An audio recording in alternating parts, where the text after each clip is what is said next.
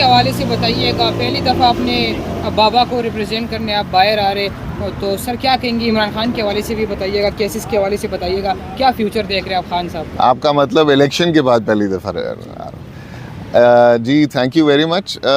आज जो केसेस लगे हुए थे 140 क्रिमिनल इन्वेजन, 148 एंड 149 तोशा खाना और अलकादर ट्रस्ट की, इनमें ये हुआ था कि कुछ बेलें जो हैं, क्योंकि खान साहब कोर्ट के आगे अपनी गिरफ़्तारी की वजह से पेश नहीं हो सके थे, तो ये नैब के केसेस में खान साहब की जो बेलें हुई थी वो कैंसिल हो गई उनकी अदम हाज़िरी की वजह से। तो हमारा उसमें नीचे भी मौक़िफ़ ये था कि खान साहब अदम उनकी हाज़िरी इसलिए नहीं हुई कि वो कोई जानबूझ के उन्होंने कोर्ट को अवॉइड किया, बल्कि वो कोर्ट्स के आगे इसलिए पेश नहीं हो सके क्योंकि वो ऑलरेडी अरेस्टेड थे। और जो इस पे प्री अरेस्ट का कानून है वो ये है कि बेल उसको दी जाएगी जो कोर्ट के सामने पेश हो, और अगर वो किसी और केस में गिरफ़्तार है तो फिर भी ऑफिशियल्स को उसको पेश करने की ज़रूरत है अगर उस पर कोई ऑर्डर पास करना है।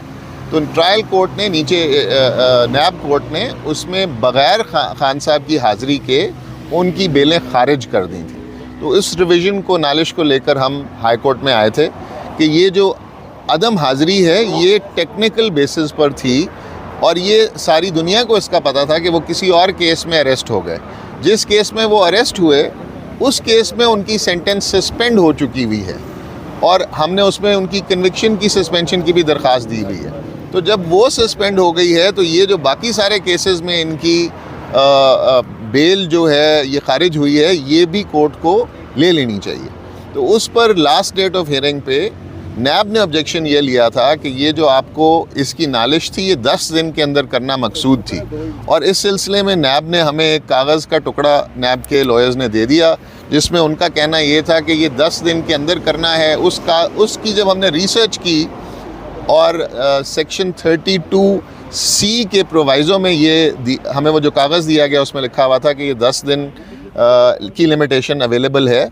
तो वो जब हमने रिसर्च किया तो वो लिमिटेशन का जो प्रोवाइज़ो था वो 2002 में रिपील हो गया हुआ है, उसको सब्स्टिट्यूट कर दिया गया था, और आज जो किताबें मौजूद हैं उसमें वो कानून एग्जिस्ट ही नहीं करता। तो एक कानून जो किताबों में नहीं है उसकी बेसिस पर खान साहब की बेलें कैसे रोकी जा सकती हैं या उस पर ऑब्जेक्शन कैसे लगाया जा सकता है। तो उस पर आज जज साहब ने मौका दिया है प्रोसिक्यूशन को कि वो कानून अगर कोई ऐसा है जो कि हमें इंटरनेट पर नहीं मिल रहा, किताबों में मौजूद नहीं है, तो उन्होंने लॉ मिनिस्ट्री को डायरेक्ट किया है कि अगर कोई ऐसा कानून है तो इसकी ऑफिशियल गेजेटेड कॉपीज़ आप हमें प्रोवाइड करें। तो हमने तो ये कहा कि अगर कोई ऐसा कानून एज्यूम कर लिया जाए कि है भी तो हम तब भी तैयार हैं इनकी बेल आर्ग्यू करने में, मगर जब है ही नहीं तो हम क्यों इसको आर्ग्यू करें। तो बहरहाल अगली डेट पर ये कागज़ लेकर आएंगे कि ये कानून क्या है या नहीं है, और अगर है तो ये वेबसाइट्स पे अवेलेबल क्यों नहीं है, किताबों के अंदर क्यों नहीं है। कोसा साहब, अच्छा कुछ पटिशन्स पीटीआई की तरफ से सुप्रीम कोर्ट के अंदर भी दायर की गई है, उस हवाले से क्या कहेंगे? क्या खान साहब का केस काजी फायदा के सामने जाने लगे? सर, खान साहब का केस जिन जजेस के सामने भी जाए, हमें इंसाफ की तवक्को सबसे हम एक्सपेक्ट करते हैं कि हमें इंसाफ मिलेगा। इंशाल्लाह उस बात पे स्पेकुलेट नहीं करना चाहिए जो अभी हुई ना हो। बहरहाल हम कानून और इंसाफ के दाई हैं और इसी पे लड़ेंगे, और इंशाल्लाह चाहे वो कादी फायज़ी साहब के सामने लगे, चाहे वो जिस मर्ज़ी के सामने लगे, देयर ऑल ऑनरेबल जजेस। इंशाल्लाह हम इंसाफ की तवक्को करते हैं। Thank you.